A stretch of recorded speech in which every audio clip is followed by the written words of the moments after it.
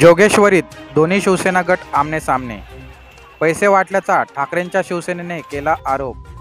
सध्या उद्धव बाळासाहेब ठाकरे व एकनाथ शिंदे यांच्या शिवसेनेमध्ये एकमेकांवर टीका होतच आहे. त्याचबरोबर मतदानाच्या दृष्टिकोनातून दोन्ही गटांचे शाब्दिक तुंबळ युद्ध तर सुरूच असतं.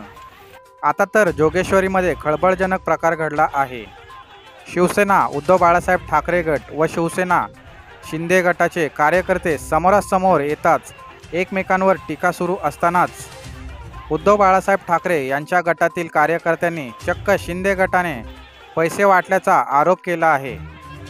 आपण पाहत आहात कशा प्रकारे या दोन्ही गटामध्ये मारामारीही सुरू आहे.